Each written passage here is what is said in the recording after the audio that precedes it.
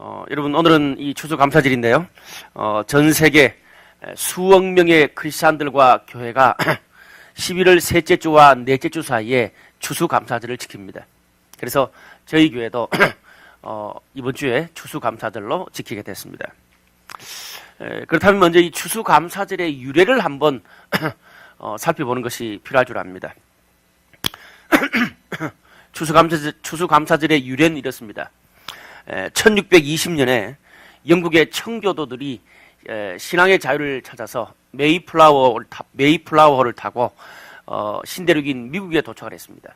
그리고 그 다음해인 11월에 추수를 마치고 3일간 축제를 벌인 데서 추수감사절의 유래가 시작됩니다. 그들은 그곳에서 농사 짓는 법을 가르쳐 주었던 인디안들을 초대해서 칠면조를 잡아서 고기를 나눠 먹었습니다. 그때 이후부터 이 칠면조 요리가 추수감사절의 대표 메뉴가 되었습니다. 또 1864년에 미국의 링컨 대통령이 추수감사주의를 전 국가적으로 선포했어요. 그리고 1941년부터 미국에는 11월 넷째 주 목요일부터 추수감사절을 지킵니다. 그것이 지금까지 이어오고 있습니다. 그런데 저 같은 사람은 쇼핑을 좋아하기 때문에 보통 미국 같은 경우는 추수감사절 다음 날부터 블랙 프라이데이라고 그렇게 말을 합니다. 이날부터 성탄절 연말까지 대세일이 진행됩니다. 1년 중에 최대 규모의 쇼핑이 이루어지는 그런 주간이기도 합니다. 우리 한국 교회도요, 기독교가 처음 들어왔을 때부터 지금까지 1년 한 해 추수를 마치고 한 해 동안 지켜주신 하나님의 사랑과 축복에 감사해서 지금까지 계속 추수감사주의를 지켜왔습니다. 여러분, 우리가 추수감사절을 지키는 것은 신앙적으로 여러 가지 의미가 있습니다. 먼저는요, 한 해 동안 나의 삶을 하나님 앞에서 점검하고 정리해 볼 수 있다는 겁니다. 그리고 또 한 가지는 나 자신은 물론 주위의 모든 사람들과 이 환경들을 감사의 눈, 감사의 시각으로 보게 한다는 거죠. 그런 면에서 이 추수감사절은 참 뜻깊은 것입니다. 제가 얼마 전에 설교를 하면서 이 빌립보서 1장 설교를 할 때 감사는 무엇을 기억하는가부터 시작된다, 그렇게 말씀을 드렸습니다. 사람은요, 기억하고 돌아보지 않으면 내 기분과 환경에 따라서 늘 늘뛰기 하듯이 그렇게 인생을 살 수밖에 없어요. 그래서 무엇을 기억하고 돌아보는가, 그게 사람들의 인생에는 굉장히 중요합니다. 그런 면에서 한 해 동안 우리의 삶을 하나님 앞에서 감사의 기억으로 돌아볼 수 있다는 것은 우리 삶에 긍정과 희망의 메시지를 줄 수 있습니다. 저희 블루라이트 교회는 1년에 2번씩 교회의 큰 절기 때에 중요한 예식들을 합니다. 한 해 그 4월 달에 있는 부활절 때는 학습 세례식과 함께 성찬식을 드립니다. 그리고 11월 달 이 추수감사절에는요, 학습 세례식과 함께 세별로 애찬식을 드려요. 왜 그러냐면 저희 교회는 세례를 안 받은 그런 초신자들이 껴나 있습니다. 그래서 부활절 성찬식에 참여하지 못하는 사람들이 있기 때문에 11월 추수감사절 때는 셀별 애찬식을 엽니다. 오늘 예배를 마치고 그냥 가지 말고 셀 모임에서 애찬식을 하고 그렇게 돌아가시기를 바랍니다. 애찬식은요, 주님의 몸과 피를 나누는 귀한 예식입니다. 하나님이 주시는 큰 축복 중에 하나예요. 성경에 보면 이 예식을 함부로 참여하지 마라, 그렇게 경고를 하고 있습니다. 장난스럽게 하지 말고 하나님의 은혜와 축복을 사모하면서 애찬식에 참여하시기를 바랍니다. 특별히 오늘 본문의 말씀은 감사에 있어서 우리 마음의 감사를 넘어서 진짜로 우리 삶이 어떻게 하면 감사의 삶, 감사의 라이프 스타일이 되는지를 우리들에게 잘 가르쳐주고 있습니다. 오늘 본문을 보니까 이 12절에 그러므로 라는 그런 접속사로 시작을 합니다. 여러분, 오늘 이 본문은요, 이 접속사 3개가 나와요. 그러므로, 이는, 만일. 그러므로, 이는, 만일. 이 3개의 접속사로 오늘 본문은 구성되어 있습니다. 우리가 이 성경을 볼 때 이 접속사는 굉장히 중요합니다. 어떤 그 이야기의 결과나 이유를 말해주는 중요한 단어예요. 그래서 성경에서 접속사만 잘 살펴봐도 성경의 뜻을 잘 알 수가 있습니다. 그래서 오늘은 그 접속사들을 중심으로 오늘 본문의 뜻을 한번 이해해 보기를 원합니다. 자, 여기 본문에 이 12절 시작되는 그러므로라는 말은 뭔가 앞에 사건 이야기가 있었기 때문에 그러므로라는 말이 나오는 거 아니에요. 그러면 이 그러므로 앞에 나오는 본문의 2장 1절에서 11절 앞에 나오는 것의 내용이 뭡니까? 뭐 요약하면 이겁니다. 예수님이 하나님의 아들이셨지만 오히려 하늘에 있기를 원하지 않으시고 이 피조물인 인간의 몸으로 이 땅에 오셔서 죽기까지 낮아지시고 하나님의 뜻을 이루기 위해서 순종했다. 이게 그 앞의 이야기예요. 그래서 어떻게 됩니까? 오늘 본문을 연결하면 그러므로 예수님이 하나님 뜻을 이루기 위해서 죽기까지 순종한 것처럼 너희도 하나님 뜻을 너희 삶에 이루려면 이렇게 살아라 그 말이에요. 그래서 그러므로가 있는 거예요. 자, 12절 말씀 볼게요. 그러므로 나의 사랑하는 자들아 너희가 나 있을 때뿐 아니라 더욱 지금 나 없을 때에도 항상 복종하여 두렵고 떨림으로 너희 구원을 이루라 그렇게 말합니다. 오늘 이 12절에 제일 먼저 와닿는 가장 중요한 그런 단어가 너희 구원을 이루라라는 단어입니다.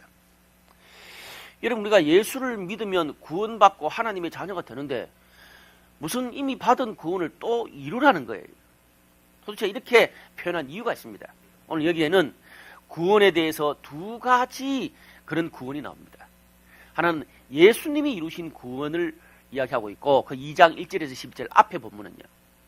오늘 본문에는 우리 인간들이 살아내야 될 구원이 나옵니다. 예수님이 이루신 구원과 인간들이 살아내야 될 구원이에요. 자, 그러면 예수님이 이루신 구원은 뭡니까? 주님이 십자가의 죽으심으로 인간들의 모든 죄를 다 용서하셨습니다. 그래서 구원을 이뤘어요. 그래서 그 예수님을 믿는 하나님의 자녀들에게 하나님께서 구원과 사랑과 축복을 주셨는데 그 모든 약속들이 성경에 있는 거예요. 그래서 우리가 매주일마다 성경의 말씀을 듣는 겁니다. 그렇다면 오늘 본문에 있는 우리 인간, 우리가 이루어내야 될 구원은 뭡니까? 그 예수님께서 이 성경에 약속하신 이미 예수님이 이루신 구원, 성경에 약속하신 하나님의 사랑과 축복을 우리가 삶 속에서 적용하고 누리면서 평생 살아가는 것. 그것이 바로 우리가 이루어내야 될 구원입니다. 그런데 오늘 중요한 것은 바울이 빌립보 성도들에게 왜 예수님이 이루신 구원과 우리 인간들이 이뤄낼 구원, 이 두 가지 구원의 원리에 대해서 이야기하고 있는 걸까요?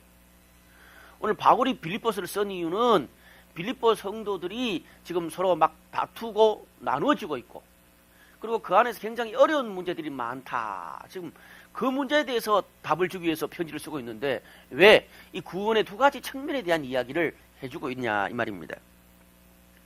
이렇습니다. 하나님의 구원도 우리 삶에 이런 식으로 이루어진다. 그 말이 어떻게?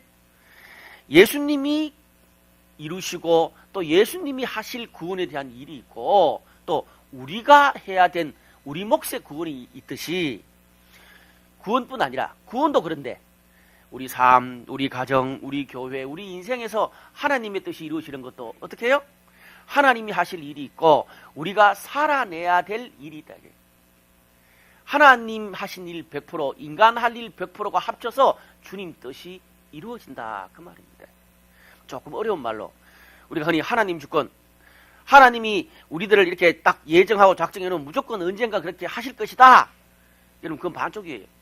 하나님 그렇게 하실 때 하나님 100% 온전히 일하시고 또 그것을 믿는 우리가 100% 할 때 하나님 뜻, 하나님 주권이 우리 가운데 이루어지는 거예요. 여러분 이것은 우리가 하는 모든 일에도 구원뿐 아니라 뭐 교회 문제, 또 우리의 직장 문제, 우리의 인생 문제 모든 것에 다 적용된다 그 말입니다. 오늘 바울이 하는 게. 뭐 오늘이 감사주일인데 감사하는 삶, 기뻐하는 삶에도 이게 그대로 적용이 됩니다. 여러분 우리는 매년 추수감사절이 되면 1년 동안 감사할 것들을 생각하게 됩니다. 그런데 어떻습니까? 감사할 것들이 많이 생각이 납니까? 저는 조금 이렇게 시크한 면이 있는 사람이잖아요. 아무리 생각해도 그렇게 감사할 게 특별히 많이 느껴지진 않은 것 같아. 그렇죠? 그래서 우리가 어떻게 합니까? 내가 죽지 않고 살아있다. 나만 살아있나? 남들도 살아있는데. 내가 죽지 않고 살아있다. 이 숨 쉴 수 있는 공기를 맡을 수 있는 것. 그리고 내 주변에 가족과 친구들이 있는 것. 얼마나 감사하냐. 오케이. 좋은 감사예요. 근데 솔직히 감사가 우러나온 듯한 느낌을 가질 수는 없어. 막 감사를 짜내는 것 같아. 감사할 거리를 생각하라 그러면 한 해 동안 감사보다 후회가 훨씬 더 많이 생각나는데 무조건 감사하라 그러니까 그냥 어떻게 감사하다 보니까 내가 잘못한 것도 합리화시키게 되는 그런 경향이 있더라고요. 제가 제 자신을 돌아보니까.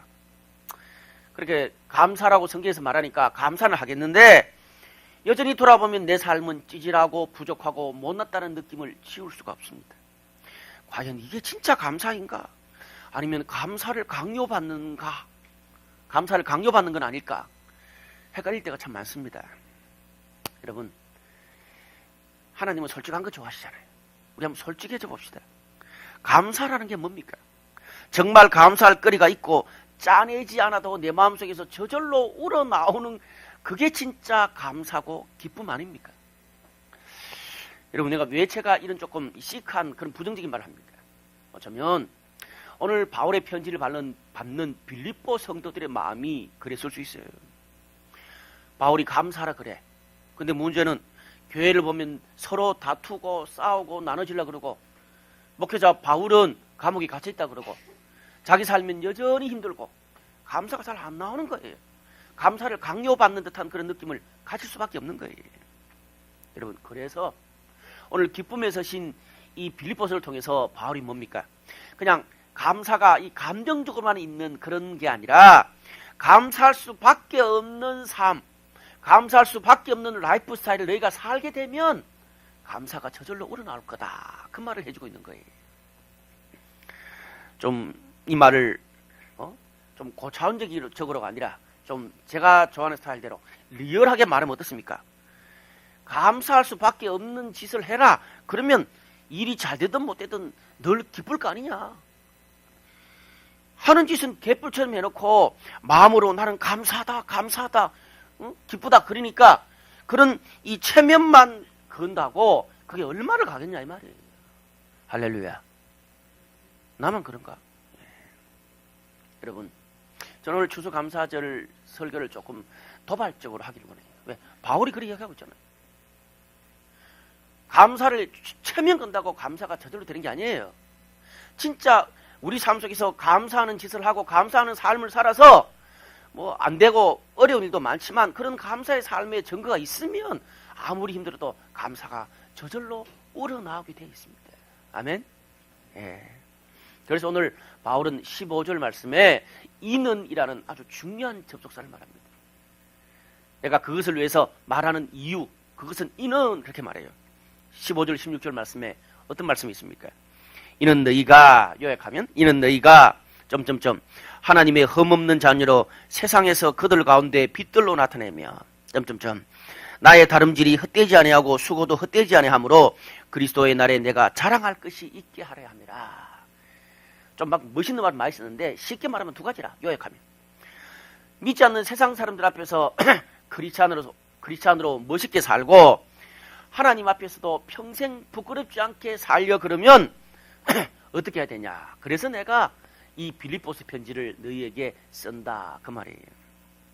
여러분, 믿지 않는 사람들 앞에서 멋지게 살고 하나님 앞에 평생 부끄럼 없이 삶을 산다면, 그것만 있다면 우리가 어떤 상황 속에서도 저절로 감사가 나오지 않겠어요? 네? 우리 이상이잖아요. 그것을 위해서 바울은 몇 가지 삶의 중요한 원리를 제시하고 있습니다. 오늘 저는 세 가지로 짧게 우리가 어떻게 하면 감사하는 라이프 스타일을 살 수 있을지를 한번 생각해 보기를 원합니다. 첫 번째로 따라할까요? 변함없는 모습으로 살자. 오늘 12절 말씀 보니까 이런 말씀이 있어요. 너희가 나 있을 때뿐 아니라 더욱 지금 나 없을 때에도 항상 복종하여 두렵고 떨림으로 너희 구원을 이루라. 여기에 먼저 나 있을 때뿐 아니라 내가 없을 때도 라는 단어입니다. 바울이 이 말을 쓰는 데는 좀 사인이 있습니다. 바울이요, 빌립보 교회를 개척하고 목회자로 사역에 했을 때 사람들이 굉장히 바울을 신뢰하고 따르고 순종했습니다.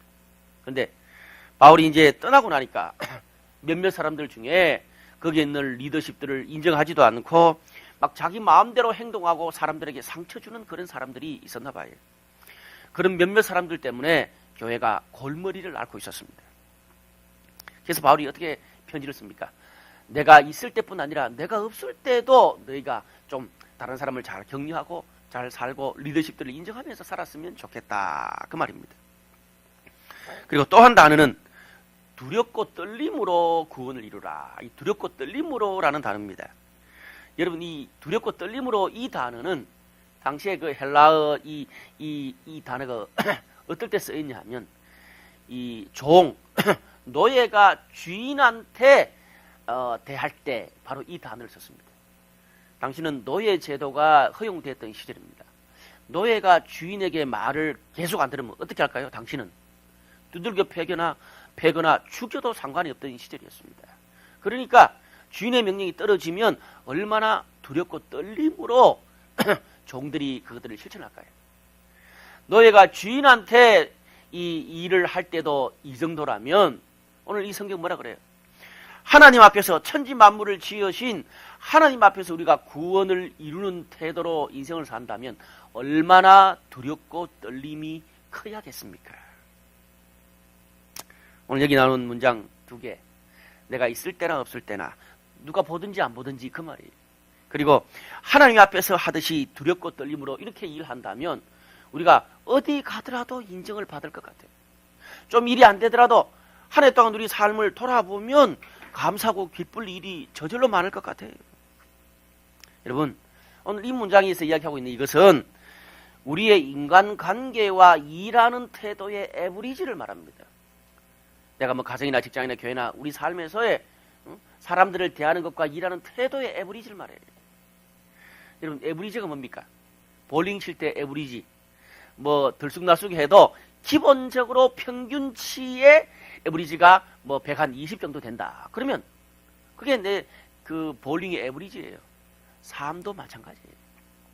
결국 그 사람의 인간관계, 신앙, 일하는 태도, 그것의 에브리지가 그 사람의 멘탈이 되고 그 사람의 레벨이 됩니다. 참 저는 에브리지가 중요하다고 생각해요. 여러분, 이 야구 좋아하세요? 몇 주 전에 저에게는 기쁜 일이 있었습니다. 또 슬픈 일도 있는 분들이 있기 때문에 제가 말씀을 못 드리겠고, 그리고 야구 보면요, 에이스하고 별 볼 일 없는 투수의 차이가 뭔지 아세요? 이 별 볼 일 없는 투수들은요, 그냥 타자가 이렇게 안 다쳐서 그 루상에 안 나갈 때는 너무너무 잘 던져. 그런데 딱 결정적인 위기가 됐어. 그러면 어김없이 폭투를 하거나 포볼을 줘. 그리고 또 막 관중들이 막 결정적인 위기 때 막 함성을 지르고 와, 그러면 그냥 완전 흐트러져 가지고 못 던져요. 근데 에이스는 어떻습니까? 루상의 주자들이 나가든지 말든지 위기 때나 뭐 관중들이 함성을 지르든지 말든지 결정적일 때 꽂아 넣잖아요. 오성환. 어떡 하면 좋아? 내년에 없는데. 하여튼 꽂아 넣잖아요. 오성환. 이 에이스예요. 심지어 팀이 연패를 해도 그 연패를 끊어주는 게 에이스예요. 뭡니까? 에브리지가 된다는 말이에요. 에브리지. 기쁠 때나 좋을 때나 누가 보든지 안 보든지 상관없이. 간혹 우리들 주위에 뭐 회사에서 보면 어떤 사람들을 보면 뭐 부장님, 교수님, 선배님, 목사님 계실 때는 막 협조도 잘하고 앞장서서 일하는 것 같아. 그런데 그런 사람들이 좀 힘 있는 사람들이 없고 좀 무시할 만한 만만한 사람들이 있으면 갑자기 확 바뀌는 사람들이 있어. 너희가 알아서 해. 손 털고 가버려. 이기적이고 얌체가 돼. 그런 사람들의 특징이 뭔지 아세요? 따라합시다. 자신의 모습을 자신만 모른다. 몰라요. 자신만 몰라요. 감정과 환경이 조금만 안 좋으면 지각하고 일 미루고 약속 펑크내고 다른 사람한테는 함부로 말하면서 누가 나한테 요만큼만 지가 막 함부로 말한 거 10분의 1만 말해도 길길이 날뛰어. 이런 사람도 똑같아. 내가 그러는지 나만 몰라. 그래 놓고는 왜 사람들이 나만 이렇게 힘들게 하고 나만 가지고 이야기하냐 이렇게 말해요. 가는 곳마다 나는 늘 억울해. 그러면서 어떻게 말합니까? 다른 사람들이 나를 잘 모르는 것 같고 이해를 못하는 것 같다.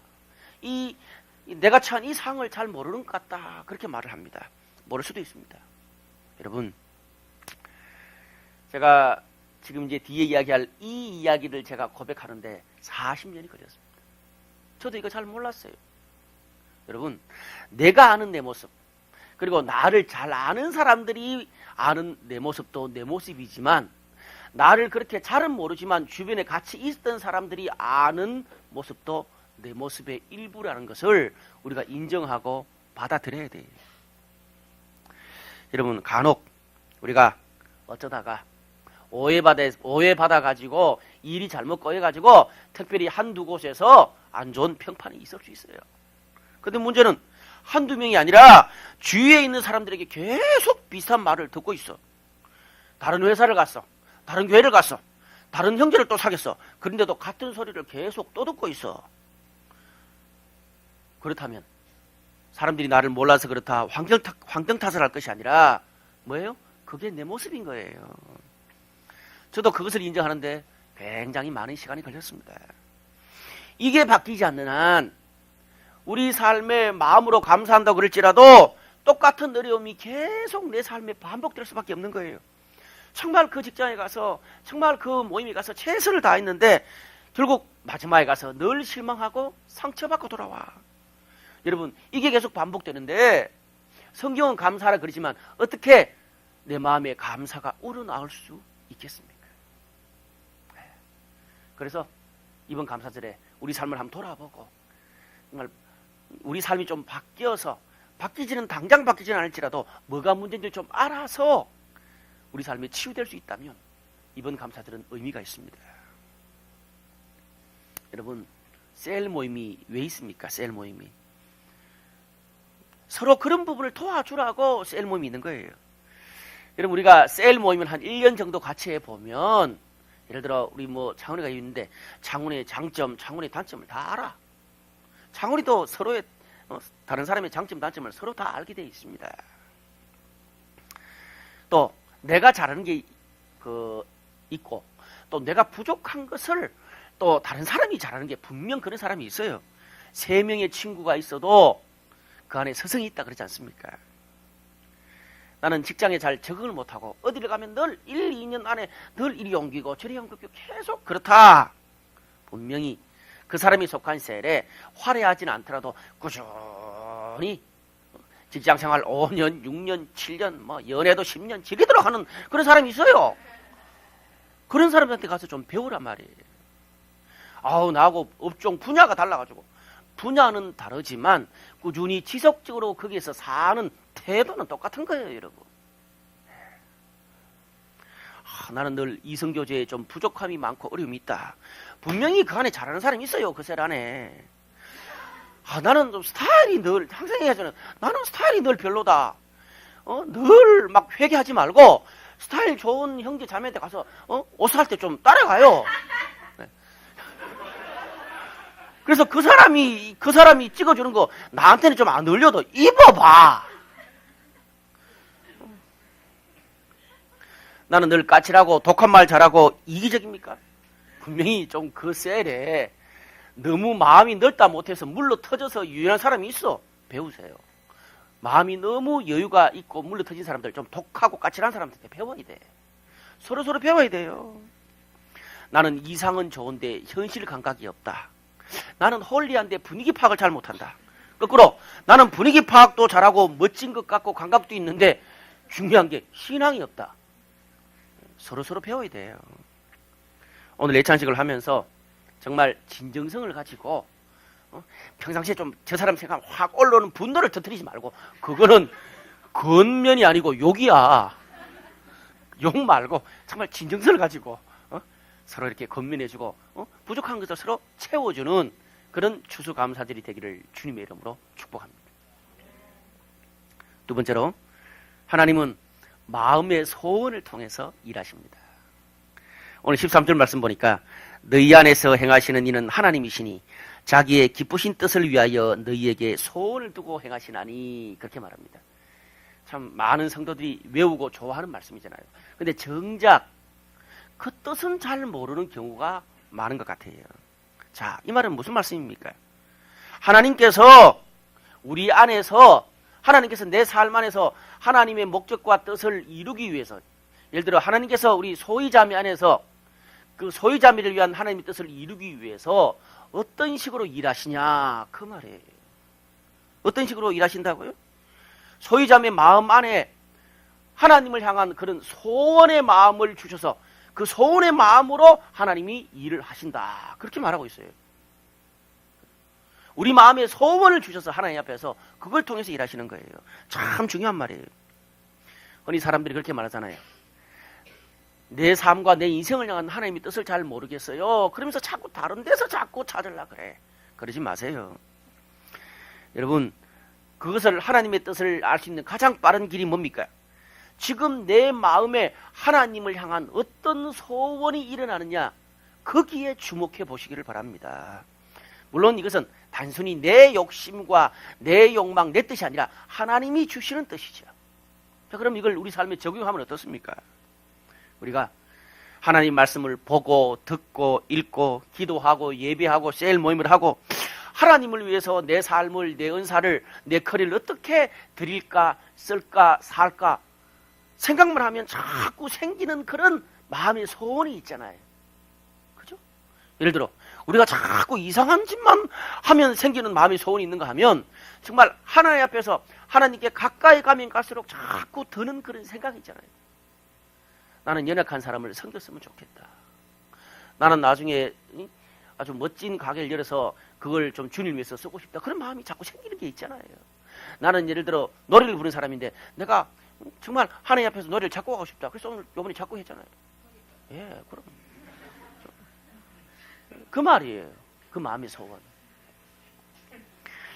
그것을 놓치지 말고 별것 아닌 것 같은 작은 것이라도 한번 시도해 봐라는 거예요. 실패해도 상관없어요, 여러분. 완전하지 않아도 상관없어요. 우리가 지금 내 마음에 일어나는 작은 소원들을 실천하고 순종하고 자꾸 하다 보면 그렇게 가다 보면 다른 분야의 이 정보나 또 그쪽의 사람들을 만나게 되고 그것이 연결이 돼 가지고 전혀 생각할 수 없는 그런 상상할 수 없는 그런 다른 길로 가게 될 수도 있어요. 하나님 그렇게 인도하시는 거예요. 처음에는 답이 안 나올 것 같아도 나중에 가보면 퍼즐이 완성된다고요. 여러분 제 삶을 제가 한 48년 동안의 제 삶을 한번 돌아보면 제가 지금 이런 목회, 이런 교회를 하게 되는 것도 하나님이 나에게 주신 그런 관심과 그 마음의 소원을 계속 따라서 순종하고 실천했던 결과라고 생각해요.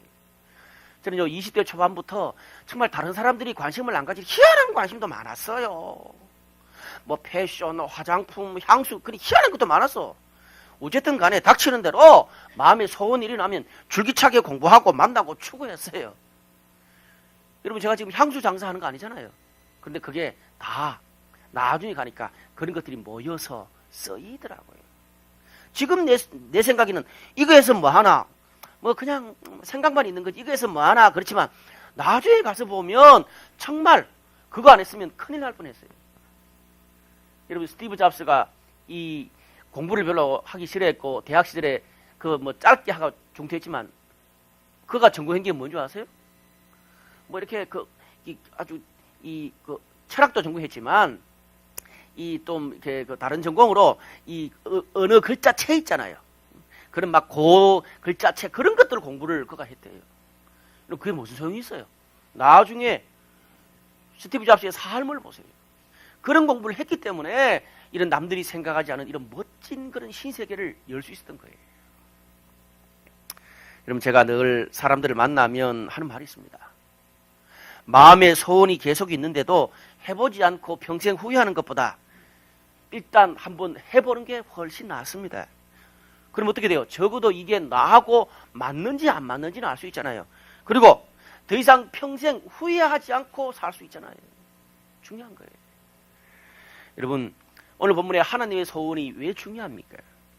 우리가요 정말 간절하게 이루고 싶은 나의 소원, 하나님이 나에게 주시는 그 소원에 따라서 선택하지 않으면 결국에는 마지막에 가서 환경에 떠밀려서 다른 사람이 원하는 인생을 살 수밖에 없어요. 그래서 항상 마지막에 이런 말을 하죠. 이게 내가 원하는 삶, 인생은 아니었는데 평생 후회하면서 삽니다. 모든 것을 다 가지고 있어도요, 내가 원하는 인생을 살지 못하면 감사할 수 없는 거예요. 감사가 안 나와요. 그래서 어떻게 해요? 하나님이 주신 마음의 소원을 따라 내가 선택하고 살아야 절대 환경에 밀려서 다른 사람이 사는 인생을 살지 않게 된다. 꼭 기억하시길 바라요. 그리고 세 번째로 모든 일을 원망과 시비 없이 하라는 거예요. 오늘 이 원망과 시비 없이라는 말이 나오게 된 배경이 있어요. 이 빌립보 교회 상황과 연관이 있습니다. 빌립보 교회 안에서는 끊임없이 말다툼과 막 분당이 계속 일어나고 있었어요. 그러다 보니까 사람들 사이에 이쪽 진영에서 저쪽 진영들에게 욕하고 뒤에서 막 뒷담화하고 또 저쪽 진영에서는 이쪽 진영을 향해서 막 그렇게 서로 비난하고 이런 것들이 서로의 어떤 그 비난과 소문이 꼬리에 꼬리를 물고 있으니까 어떻게 됩니까? 사람들이 서로를 보면 믿지를 못하는 거예요. 그러다 보니까 왜 우리는 모이면 이래? 왜 저 사람은 저래? 서로 원망이 생길 수밖에 없는 거예요. 그것만 있었던 게 아니더라고요. 오늘 여기 보니까 시비라는 단어가 이 당시의 성경시대 언어인 헬라어로 보면 법적인 용어입니다. 그래서 학자들 가운데는 빌립보 성도들이 자기들 안에 있는 문제를 세상 법정까지 끌고 갔다는 그런 견해를 이야기하는 사람들도 있어요. 뭐 그까지는 뭐 우리가 이야기하지 않더라도 여러분, 사람들이 모여 사는 곳에는 서로 의견이 다르고 부딪힐 수 있잖아요. 하지만 빌립보 교회처럼 원망과 시비까지 계속 일어나면 어떻습니까? 처음에는 좀 다르다 그럴 수 있어요. 처음에는 좀 해결하려고 그래요. 근데 원망과 시비가 계속 그냥 막 논쟁이 계속 되어지면 어떻습니까? 거기에 가장 큰 피해자가 누굴 것 같아요? 공동체에 속한 사람들 자신이 가장 큰 피해자예요. 그렇게 싸우고 다투고 서로 손가락질하고 원망하다 보면 그 공동체에 대한 기대와 마음이 완전 떠나버리게 됩니다. 그게 가정이든 학교든 직장이든 교회든 국가나 마찬가지예요. 우리가요, 마음이 떠난 곳에서 지내는 것만큼 힘든 게 또 없어요. 서로 다르지만 서로 의견이 있지만 충분히 대화하고 토론하고 조율을 했어.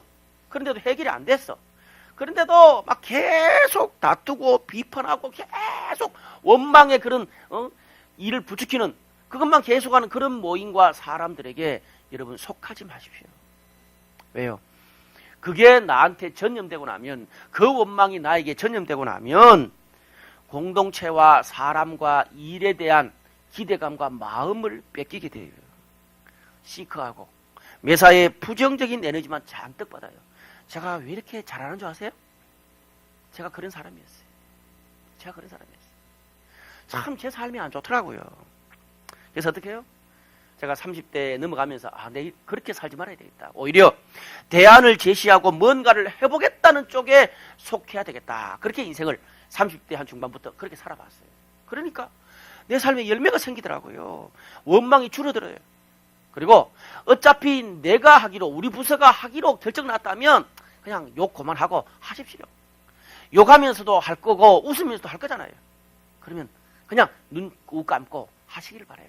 그래야 마음에 감사가 계속 일어날 수 있어요. 여러분, 오늘 이런 것도 원망과 시비 없이 하는 이런 것도 우리 삶의 이런 태도도 습관입니다.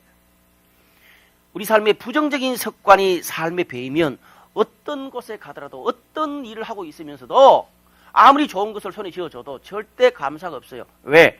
그런 사람은 가는 곳마다 늘 부족하고 모자라는 것만 찾기 때문에 감사가 없는 거예요. 샤프하고 객관적으로 분석하는 것은 필요합니다. 시크한 거는 별로 안 좋아요. 그리고 우리 같은 크리스찬과 교회의 문제를 가지고 세상 법정으로 가지 마십시오. 제발. 만약에 그 정도까지 가게 된다면 깨끗하게 손 털고 관계 끝내고 떠나버리세요. 그래야 마지막에 하나님을 향한 나의 마음이라도 지킬 수 있어요. 여러분, 무릇 모든 것은 마음에서 시작됩니다. 기대감과 마음을 뺏기면요, 사람은 모든 것을 다 빼앗기는 것과 같아요. 네, 감사는 거기서 시작되거든요. 말씀의 결론을 맺겠습니다. 오늘 나오는 마지막 접속사가 만일이라는 단어예요. 사도 바울은 만일이라는 이 접속사를 통해서 결론을 빌립보 성도들에게 제시합니다. 오늘 17절과 18절 말씀 보니까 만일 너희 믿음의 재물과 섬김 위에 내가 나를 전제로 드릴지라도 나는 기뻐하고 너희 무리와 함께 기뻐하리니 이와 같이 너희도 기뻐하고 나와 함께 기뻐하라. 그렇게 말해요. 오늘 여기에 너희라는 말은 빌립보 성도들, 빌립보 교회를 말하는 거예요. 그러니까 빌립보 성도들 너희의 믿음의 재물과 섬김 위에 내가 전제로 드려진다. 그렇게 말해요. 이 전제라는 건 뭐냐 하면 심플하게 말하면 구약에 여러 가지 제사들이 있어요. 그 제사 드리는 예를 들어 곡식 제사다. 그러면 그 제사에 추가로 포도주나 음료를 부어서 드리는 게 전제예요. 추가로 내가 드려지는 거예요. 쉽게 말해서 빌립보 성도들과 교회가 하나 되고 정말 하나님이 기뻐하시는 인생 공동체가 될 수만 있다면 그것을 위해서 내가 조금이라도 쓰여진다면 내가 감옥에 있을지언정 정말 기뻐할 수 있겠다.